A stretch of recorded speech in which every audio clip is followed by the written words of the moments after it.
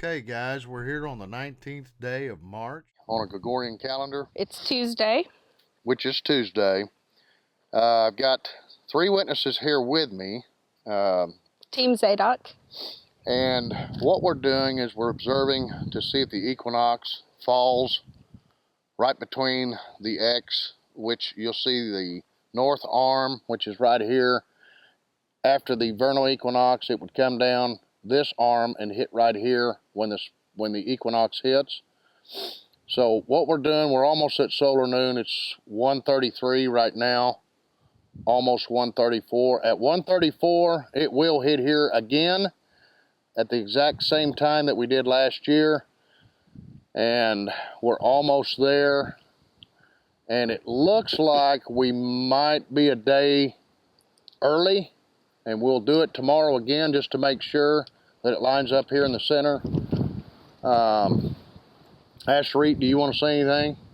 Well, I just want to explain that what we're watching today is this shadow right here moving this direction from the west towards the east. And we're also waiting for this line right here, which has traveled this from the north down to the south to the center.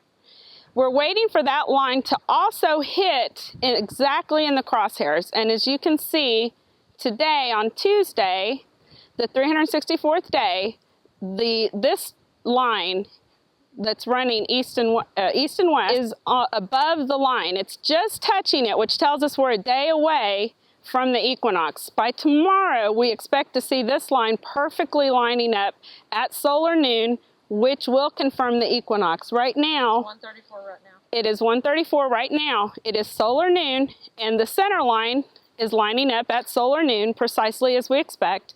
This line is the problem. This line right here is not lining up. It is touching the line, but it is not on the line.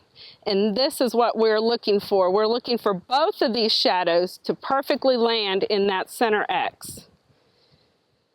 So, and another thing that I'll be doing this evening, I will be, the last 2 hours of the sun setting, I'll be up on a hill and watching that sunset, and right at the tip of the hill, you'll see the moon setting in the same position. And what I'm going to do is I'm going to put two videos side by side of the sun and the moon, both setting in the fourth gate. I'm going to do that this evening, and I'm going to do it tomorrow evening too, and we'll compare the two. And that will also be a second witness to what Enoch says about the moon following the sun in the fourth gate. that's correct. So this morning, the sun rose in the third gate.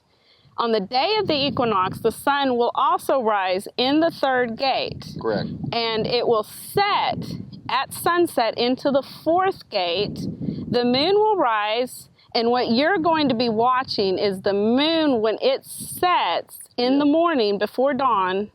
It will set through the same fourth gate that the sun set in. Then tomorrow, or the day after the equinox, the sun will actually rise in the fourth gate for the first time of the new year. Yes, which is a sign of 4, which is a sign of the door, which is the fourth letter in the Hebrew alphabet, which is the Dalet, which stands for the door, which it has to set in that fourth gate. Yes, you're correct. It has to set into that fourth gate so that it can rise the following morning in the fourth gate for spring. That's our signal that it is now springtime. Yes, and he put the sun and the moon and the stars in the heavenlies, and the moon is the faithful witness to follow the sun in the same gate to determine we're setting in the fourth gate.